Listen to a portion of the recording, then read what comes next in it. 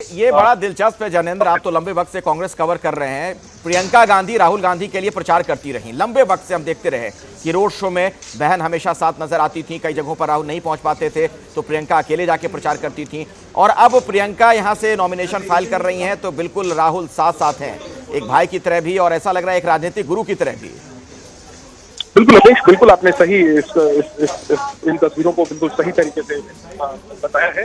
2004 में जब पहली बार राहुल गांधी ने अमेठी में से नामांकन दाखिल किया था, तब प्रियंका गांधी वहां पर मौजूद थी, छोटी बहन के तौर पर, सहयोगी के तौर पर। और आज बिल्कुल ठीक उसी भूमिका में जब प्रियंका गांधी तकरीबन 20 साल बाद अपने चुनावी पारी की शुरुआत अपनी कर रही हैं, तो राहुल गांधी मौजूद हैं। और बिल्कुल हमने देखा कि रोड शो के दौरान भी राहुल जो है वो वीडियोस बना रहे थे, जो भीड़ उमड़ी हुई थी रोड शो में, और वो प्रियंका गांधी जो वेव कर रही थी, लोगों का अभिवादन कर रही थी, उन सबसे वीडियो बना रहे थे राहुल गांधी। और अभी हमने देखा कलेक्टर के ऑफिस में किसी कागजात की जरूरत थी, प्रियंका ने राहुल को कहा और राहुल ने फिर बाहर प्रियंका गांधी की टीम से उस टीम को उस बात को कन्वे किया।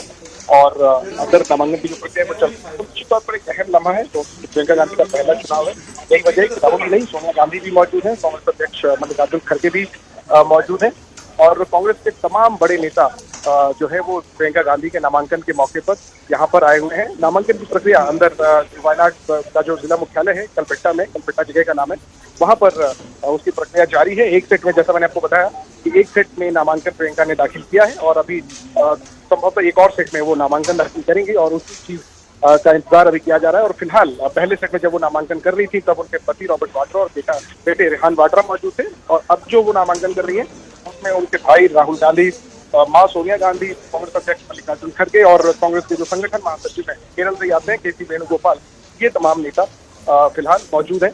प्रियंका भी अंदर ही है, रोड शो करके आई है, सभा को संबोधित किया है, और अब नामांकन के बाद आज की जो प्रक्रिया है वो पूरी हो जाएगी।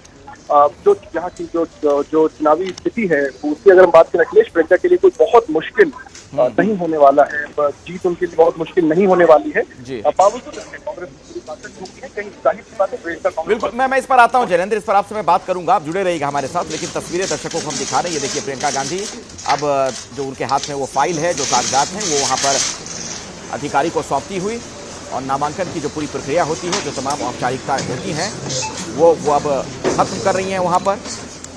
आप देख रहे हैं मल्लिकार्जुन खड़गे जो पार्टी के अध्यक्ष हैं, उनके साथ उनकी बातचीत, और उसके बिल्कुल बगल में बाईं तरफ, प्रियंका की बाईं तरफ उनके भाई बैठे हुए हैं राहुल गांधी, और पीछे वाली सीट में आप देख पा रहे हैं सोनिया गांधी हैं, और के.सी. वेणुगोपाल भी नजर आ रहे हैं। और कोई और कागज भी उन्हें सौंपा गया है, कई तरह के कागजात होते हैं, जो तमाम औपचारिकताएं होती हैं, उस पर न सिर्फ जानकारी कुछ लिख रही हैं लगातार वहाँ पर प्रियंका, बल्कि दस्तखत भी कर रही हैं, कुछ सेट वहाँ पर सौंप दिए गए हैं। और ये देखिए दो तस्वीरें, ये बड़ा महत्वपूर्ण है। राहुल जब नामांकन के लिए गए थे तो उनकी बहन परछाई की तरह उनके साथ साथ नजर आ रही थी, और आज 23 अक्टूबर 2024 की तारीख जब प्रियंका नॉमिनेशन के लिए वहाँ पर पहुंची हैं, और राहुल बिल्कुल उसी तरीके से वैसे ही उनके साथ साथ हैं। और इत्तेफाक कह लीजिए, आप देख रहे हैं बिल्कुल व्हाइट कलर की वही टी शर्ट भी नजर आ रही है राहुल गांधी की। 3 अप्रैल 2024 की तस्वीर और आज की तस्वीर, बिल्कुल उसी तरीके से राहुल गांधी नजर आ रहे हैं जब उस दिन वो दिखे थे सफेद रंग की इस टी शर्ट में। बिल्कुल आज भी उनका वही अंदाज देखने को मिल रहा है। एक तस्वीर है 3 अप्रैल 2024 की, दूसरी 23 अक्टूबर 2024 की। राहुल गांधी ने जब नॉमिनेशन फाइल किया था, प्रियंका उनके साथ थी, चुनाव जीत गए थे उस वक्त राहुल, लेकिन उसके बाद उपचुनाव अब इसलिए हो रहा है चूंकि यहां से वो अपना इस्तीफा दे चुके हैं, यानी कि ये पद, ये वाली सीट वो खाली कर चुके हैं। तो इस बाय इलेक्शन में अब कांग्रेस ने प्रियंका को यहां से उम्मीदवार बनाया है। और जनेंद्र, आज का दिन कांग्रेस के लिए भी कई मायनों में महत्वपूर्ण है। नेहरू गांधी जो परिवार है, उसके एक और सदस्य की एंट्री अब चुनावी राजनीति में हो गई है। बिल्कुल अखिलेश, और जो मैं बता रहा था आपको कि वायनाड में बहुत मुश्किल नहीं आएगी प्रियंका को जीत हासिल करने में। देखना बस ये कि कितनी बड़ी जीत होती है। तो इसके बाद संभवतः पहली बार होगा कि संसद में गांधी नेहरू परिवार के 3 सदस्य संसद के अंदर मौजूद होंगे। लोकसभा और में राहुल और प्रियंका, अगर प्रियंका को मिलती है, जिसकी पूरी संभावना है, और राज्यसभा में सोनिया गांधी। तो हालांकि ये इसको लेकर निशाने पे भी कांग्रेस पार्टी और गांधी परिवार रहता है, ये जो परिवारवाद का आरोप लगता है। वायनाड में भी जो विरोधी हैं वो सीपीआई और बीजेपी, वो इसी बात पर प्रियंका गांधी की उम्मीदवारी पर सवाल उठा रहे हैं कि वायनाड को भी कांग्रेस ने अमेठी और रायबरेली जैसा बना दिया है, भाई के इस्तीफे के बाद बहन को उम्मीदवार बना दिया है। बहरहाल वो अपनी जगह है। लेकिन वाकई में एक बहुत अहम दिन है प्रियंका के लिए। उनकी राजनीतिक जो चुनावी पारी है उसकी शुरुआत हो रही है। संसदीय राजनीति की शुरुआत इस तरीके से आज से वो कर रही है और यही वजह है। और कांग्रेस में भी वो नंबर 2 की हैसियत रखती है। राहुल गांधी के पास सबसे अहम वो नहीं माना जाता है, तो उनका नामांकन है तो पूरी कांग्रेस पार्टी वायनाड में एकत्रित है। अखिलेश राहुल गांधी के नॉमिनेशन के वक्त भी हम इतना बड़ा शक्ति प्रदर्शन हमने 2 बार से तो कम से कम नहीं देखा है जितना बड़ा आज प्रियंका के लिए हो रहा है, जिसकी राजनीतिक तौर पर चुनावी तौर पर तो जरूरत नहीं है, लेकिन एक राजनीतिक संदेश देने के लिए कांग्रेस पार्टी ने यहाँ एक बड़ा शक्ति प्रदर्शन किया है।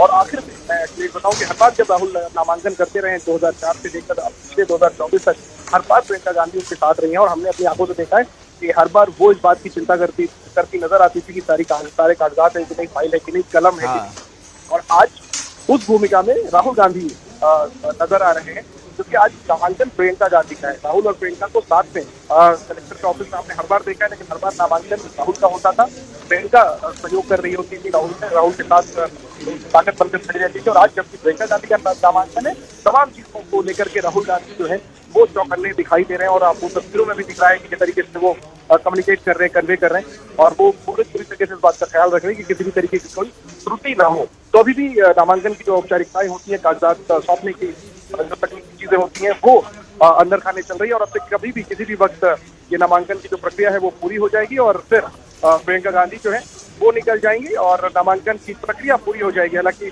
जो पुष्टि होती है कागजातों की, इसके बाद जब नामांकन एक्सेप्ट होता है तभी उम्मीदवारी ऑफिशियली जो है आधिकारिक तौर पर उम्मीदवारी तय होती है, तो वो तो आगे की बात है। लेकिन फिलहाल प्रियंका गांधी ने अपना नामांकन जो है वो वायनाड उपचुनाव के तौर पर वो दाखिल कर दिया है। 13 अक्टूबर को यहाँ पर चुनाव है। बीजेपी ने प्रियंका के सामने एक अपनी युवा महिला नेता को उम्मीदवार बनाया है, जो बगल का जो कोझिकोड जिला है वहां से निगम पार्षद ने 2 बार की। बीजेपी के लिहाज से तो वो काफी तेज तर्रार नेता है, हालांकि राजनीतिक तौर पर बीजेपी की जमीन वायनाड में उतनी मजबूत नहीं है। प्रदेश अध्यक्ष लड़े उनके राहुल गांधी के सामने अभी 2024 में जब चुनाव हुआ वायनाड में, वो जमानत भी अपनी नहीं बचा पाए थे।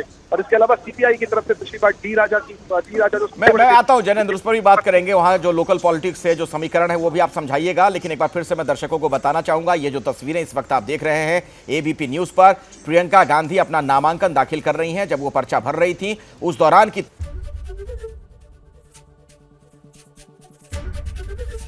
एबीपी गंगा, खबर आपकी, जुबान आपकी।